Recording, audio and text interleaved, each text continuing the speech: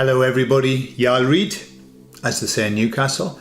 Today I'm talking about where we are, what's coming from the emissary's perspective. I'll tell you all about it on the other side.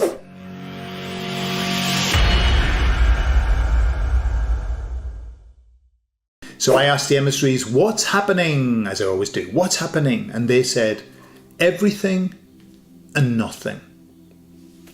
So I thought, well, everything, I know what the everything is. So I said to them, so what's the nothing that's happening?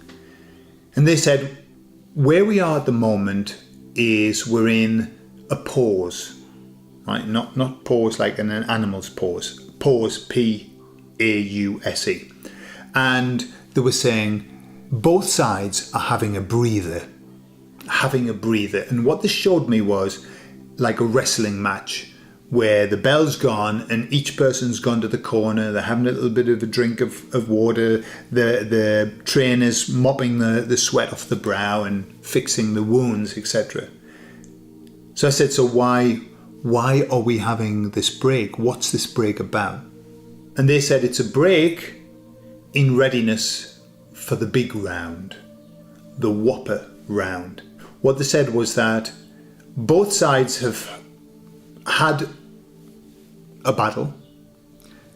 They've done a tactical retreat, and they have redone the plans. They said that the goodies have got a very strong plan. It's a clear plan. The baddies have also got a very strong plan, and it's a clear plan for them.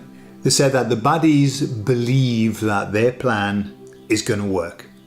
They believe it. And the goodies know that their plan's going to work, is the difference. They were talking about the baddies, and what they were saying was that they've got this plan, okay? And, there's nothing new. They said it's not a new plan, it's just more of the same at a higher level. But what they said was that they believe that they're smart enough to be able to make this plan work. That's what they think is going to work. But what they said is within the echelons of the baddies, lots and lots of them are losing faith in the plan. They're starting to doubt their plan.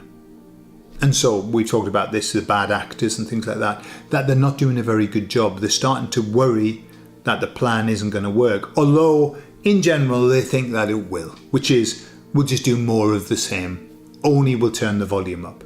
But then they said, the goodies, and we are all part of this. I mean, there are so many levels of the goodies, the goodies, goody, yum, yum. We are in a very different place to when we were in the first battle. We are stronger, and we are many, right? And this is what the emissary said. We are so many more now. And not only that, but all of us have been working on ourselves, working on our beliefs, on our values, on our faith. And so they said that we are now an opponent that's worthy of the fight. At the beginning, we weren't. When the plan Demic first started, we were shocked. We were taken off guard. We weren't prepared. And so it affected us. And so we kind of had to just duck down, in the trenches and just wait it out. What they're saying now is that people have educated themselves, and so many people have woken up. I mean, I know there are numbers being bandied around, but boy, we are many. And not just many in the official waking up group, but lots and lots and lots of other groups who are waking up to their particular things. We are many, and we are very strong, and we are very focused. And not only that, in 4 years, we have built up a media network which is second to none, which is unstoppable. They can't stop it. The baddies are trying to stop it, but they can't. So what it is, we are more educated, we are stronger, we are more determined, and we are unstoppable now. So I said to them, why will this be a big battle then? What's big about it? And they said, the difference between the last one and this one is that in this battle there will be great resistance from us. We will resist in a way that we didn't the last time. In many ways, we had to capitulate. We had to shut up. We had to just duck down. Now, no. Now there will be resistance.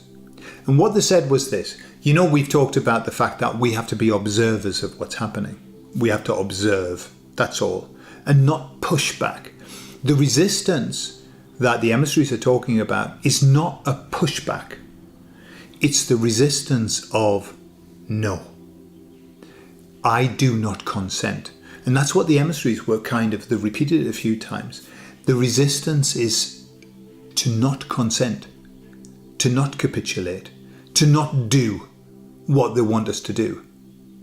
Now that we know that doesn't help, and in fact, as sovereign beings, we are not under the obligation to do that. And so that's why they say that it's going to be a big battle, because there's going to be tremendous resistance. And so the baddies who are starting to not believe their plan too much, lots of them, kind of like, think about the police force.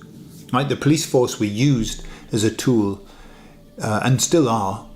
But how many police do you think are starting to question what they're having to do? How many police are starting to see and hear God, look at all of the stuff that's coming out. All of the, what Fauci was saying, that, there wasn't any science behind the distancing rules, behind the mask, behind the keeping children off school and all of that. It was kind of just what we thought. No science. Here in Spain, at the beginning, they talked about the committee of experts, right? The committee of experts says that we've got to keep 6 meters. The committee of experts says that we need to wear this. And then later on, they said there wasn't even a committee of experts. They made it up because somebody sent in a request for the names of the committee of experts, and there was none. And so all of that at the time was lost in the melee of what was going on. But now everybody knows that. Everybody who's awake knows that. And so it's kind of like, at the beginning, I remember at the beginning when in that kind of early part of that 2020, there was that doubt of, is this really the case? Because, hey, you can't put anything past them. Are they able to do this and to create this horrible thing? Yes. And so maybe we need to be careful. But then as you went on, you saw, actually, no. My belief is this. This is my belief. And it's just a belief, okay? I don't know if it's true.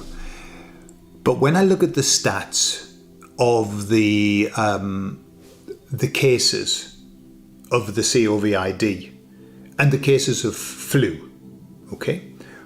What happened was, in the year 2020, there were no cases of flu here in Spain, in the whole world. If you look at the stats now that come out, there were none. But there were exactly the same amount of cases of the COVID as there were flu every day. Okay? So when you look at across the 10 years, there was no difference at all. So what they did was they piggybacked the flu and said it was COVID. And have you noticed that in Portugal, in a court, somebody wanted the PCR test investigated, and they found that 97% incorrect. Right? So they used the test to create cases. But at the beginning, I read this little these few comments, and somebody said, "Don't tell me that it didn't exist, because in the December before, in 2019, all of the people in my office got really bad infections in the chest, and some of them haven't even been able to get over it. Something happened." And I agree. I truly believe that something happened, because I think that what they had to do was they had to kickstart it. They had to get people's attention. And so my belief is that they poisoned us. Because what happens, if I understand it rightly, when your body is poisoned, it goes into cleanse. And what is cleanse? Flu. Every orifice is getting rid of what it needs to get rid of. And so what they did was, I believe that they poisoned people at the beginning just to kick it off, but they didn't have to keep it going for very long, just enough to get people's attention. And then after that, with the media and the PCR tests and everything, they could then piggyback it and Bob's your uncle. And obviously all the protocols that they used, which brought people to the end of their life faster than they ought to. And so that's what they did. But at the time, it was worrying. I remember my wife saying, because I was going to the supermarket, for whatever reason at the beginning I thought, there's no way I'm wearing that, and there's no. If I get something, I'll get over it. That's what I thought. And my wife was saying, be careful, you know, at the beginning. But then 6 months down the line, we knew that it was the big pile of crap. But there was concern at the beginning. Now we know. Now we know that it's just a pile of bullshit. And it's going to be, whatever they come up with is another pile of bullshit. And so it's going to be easy for us to be strong right from the beginning. And just to say, I do not consent. No, that's the advice from the emissaries. We just say no. The great resist. And remember, resisting is not pushing against. It's just resisting. Turning our backs and saying, no thank you, I do not consent, fuck off. Yeah? That's it. So that's where we are. We're having a breather, and then the big battle commences. Whatever that is. But it's going to be a fun one. It's going to be a fun one. Because this is the time. Oh, by the way, I said to them, will this be the last one? Will this be the last battle? And they said, no, it won't. And I thought, bloody hell, what a disappointment. But I'll tell you more about that in the next video, about what their comments were on that. So, I love you all, and I'll speak to you all later. Bye-bye.